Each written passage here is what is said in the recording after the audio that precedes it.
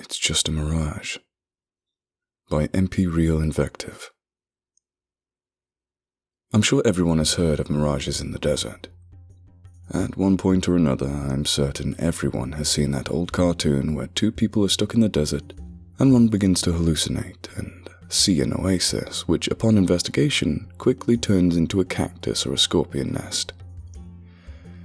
I want you to keep that concept of mirages and desert hallucinations in the back of your mind whilst you read this. I'm here to tell you something about mirages. To tell you the truth, I've always been afflicted with a bit of wanderlust. I just had to see everything and experience it all. I saw the Northern Lights, aka Aurora Borealis in Greenland, the jungles of the Amazon, and explored the abandoned radioactive ruins of Pripyat.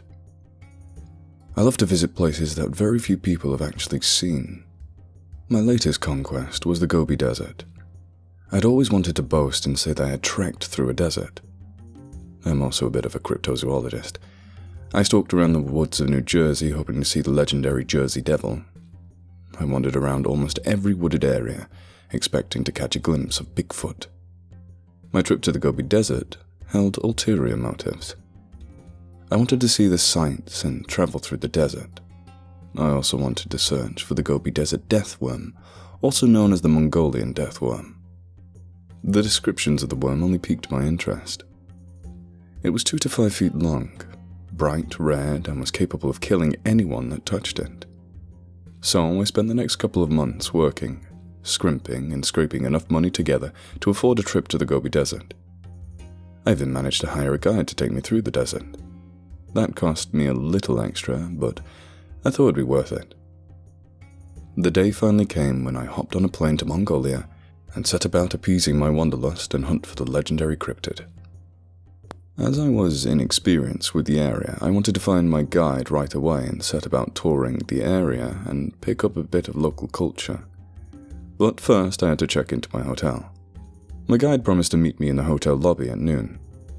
I had a few hours, so I lugged my suitcase into my room and showered. I relaxed in my room for a bit before heading out to find my guide. I wished I had never hired him. Well, I found my desert guide. I found him in the hotel bar. He was well into a bottle of whiskey when I showed up. He recognized me and spluttered out, "Livingstone, I presume." I now know why he insisted on receiving a portion of his pay up front. His face was flushed red and he insisted that it was fine to take me out into the desert. I thought at first that he might be a high-functioning alcoholic and he might be able to do his job in his state. But then he tried to grope me and fell off his bar stool. I decided that I had enough of him and would have to explore on my own. It was not the smartest idea I've had in my entire life. But I tried to counterbalance the stupidity by preparing. I'd already bought clothes suitable for the desert sun and sunscreen. I stocked up on water too.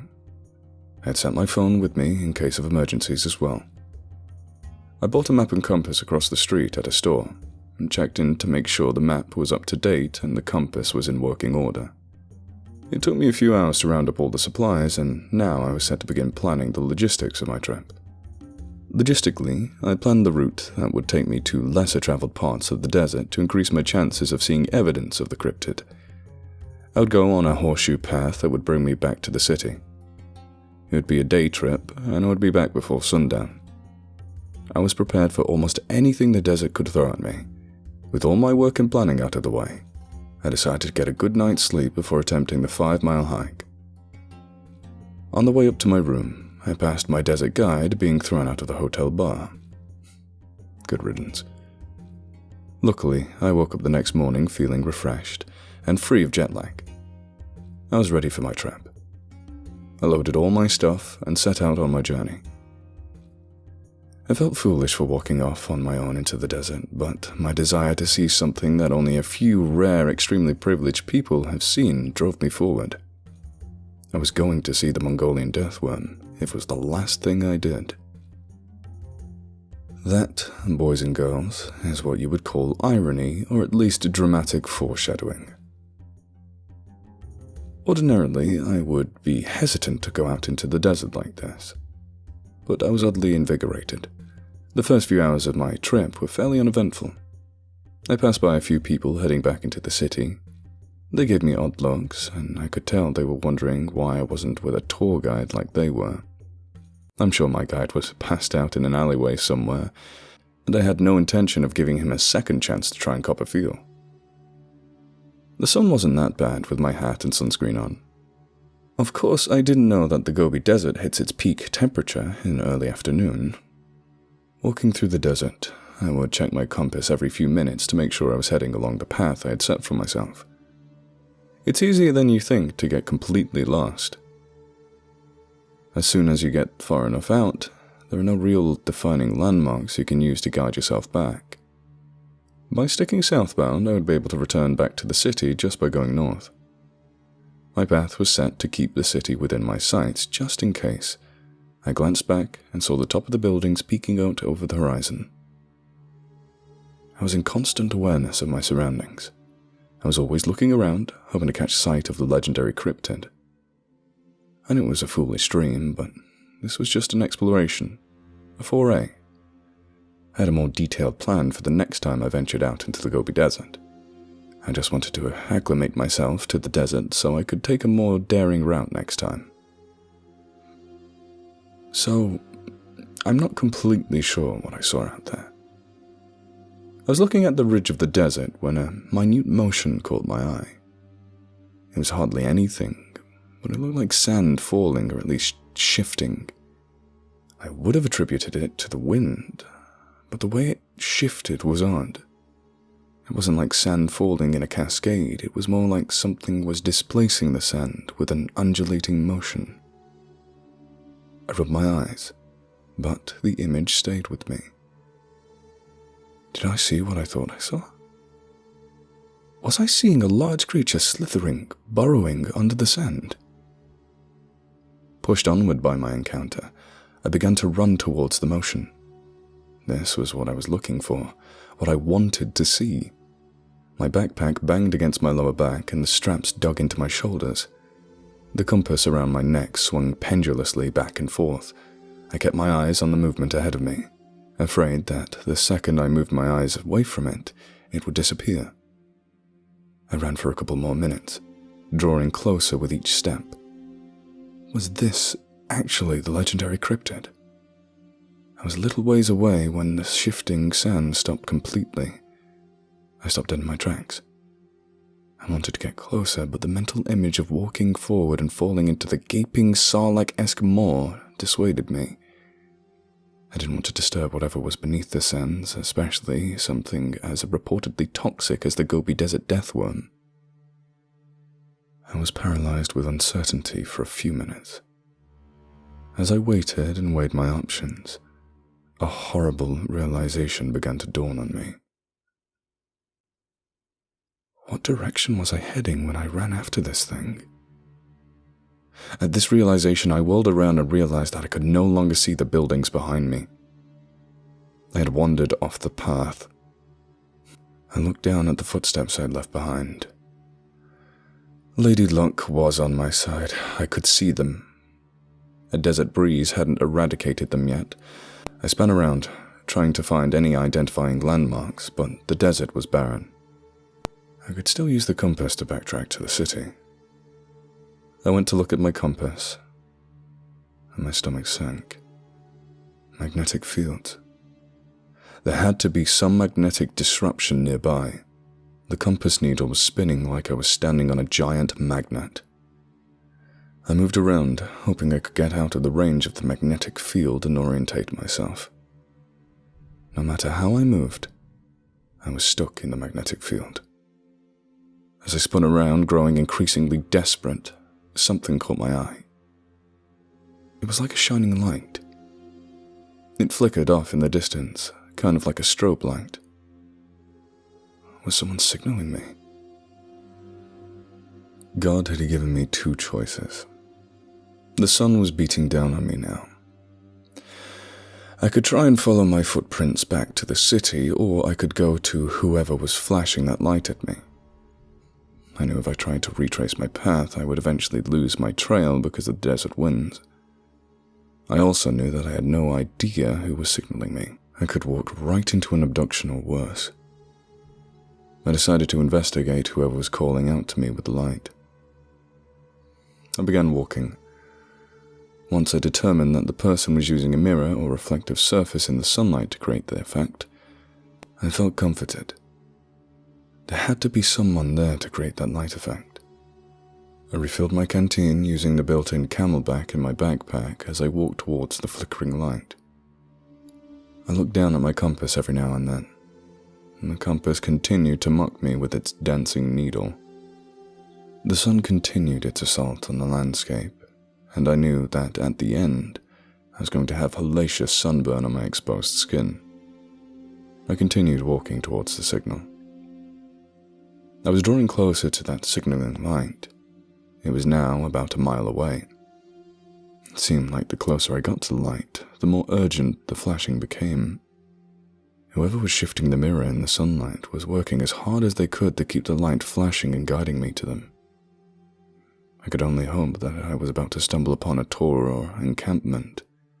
I needed to find someone who could take me back to the city or at least point me in the right direction. Now I was so close to the person with the signaling mirror that I began to run. I was desperate to find someone else who could help me. They were just on the sand ridge above me. I was worried that it would evaporate like the undulating sand if I didn't reach it in time. It didn't go anywhere. It was strobing the light across the desert. I finally reached the source of the flashing, and I fell to my knees. I cried out in frustration and despair. The small pocket mirror continued to bounce sunlight off and signal no one in particular. Good God, I was now even further off the trail. The compass was still spinning madly, and I realized that I had left my sat phone in the hotel. My hope of following my footprints home was thoroughly dashed. By now, the wind had probably completely obliterated my footprints.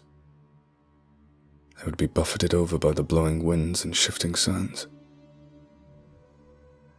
It would be as if I had never left them, like I never existed. I could wander through the desert and hope to find someone, but that would only use up valuable energy. It was better to wait and survey the land. There was no one up the ridge. It was just the mirror and I. I'd never felt so alone in my life. I was just in the desert with no one for miles around. To be honest, I wasn't completely alone. I stood on the ridge and scanned the horizon, hoping to see the outline of buildings or at least a road. It was getting cooler, and the sun is beginning to set. It was when I sat down hard on the surrounding sand, in an expression of defeat, that I noticed it. It was peeking out from beneath the sand like an opal egg. I brushed at the dust and revealed the skull that the sand had concealed. The blowing sand had polished the skull into a smooth surface and buried it deep within its sandy bowels. Ordinary people might have shrieked, but I was desensitized to skeletons after my trip to the Setback ossuary. The fact that I didn't scream like a girl didn't mean I wasn't horrified. Here lied the remains of someone who may have been in the very same position as me. The dark realization insinuated itself into my mind. I was going to join the skeleton if I didn't get help. The compass was no use and the sunscreen was now completely useless. The hat would help me retain some heat, but not enough to keep me on this mortal coil, to use poetic phrasing. Death is such an odd concept, especially to the young. We think of death like it were a concept, an intangible thing. Death is something that happens to other people. Death comes to the old, to the infirm, to the unfortunate, but not to us. Confronting it is surreal. I'm faced with it now. I have water and enough rations to last a couple of days here, but the sun is setting and it's starting to get cold. It is going to get so cold that my body just shuts down. I kept looking out over the land, like I was going to see someone patrolling the desert at night. Gobi Desert sunset. I don't know if what I'm seeing is a mirage or not. It's out on the edge of the horizon. It's the same shifting sands pattern that I had seen earlier. My eyes have adjusted to the dark, but my body is not adjusting to the cold. It won't and can't acclimate. I focus on anything to keep the thoughts of freezing out here at bay, to keep my mind away from my shivering body and foggy breath. I focus on that mirage. At least, what I hope is a mirage. The sands seem to be shifting in my direction. It seems like it's moving towards me. Everything feels so odd now. It's an odd feeling to realize you're going to freeze to death in a desert. It feels counterintuitive. I think I'm writing this just so people know what I went through in my final moments. I don't want them to imagine me as some weeping, panicky girl. I don't want people to find this and use it as an excuse to stay away from experiencing new things. The world can be a beautiful place. I will face this with a stiff upper lip, and being brave even though I don't want to be brave right now. I hope that if this gets back to my family and friends, that they will know I was brave to the very end. The undulating sand is getting closer, and I swear I can see something crimson slithering beneath the sand. H.M. Stanley stood on the ridge and shielded his eyes from the sand. The skeletal form was splayed out on the sand before him. His open jaw looked like something between a scream and a laugh. The bones had been stripped of meat by animals. He nudged the corroded compass with the toe of his boot. He was on a drive when a flashing light called his attention to one of the many surrounding ridges. A few sheets of paper were inside a raggedy-looking backpack. He picked them up and looked over them. As he read, something off in the distance shifted beneath the sands. He muttered, Livingstone. He would try to find a way to get their final words home. Unbeknownst to H.M. Stanley, the thing in the distance began to move towards him.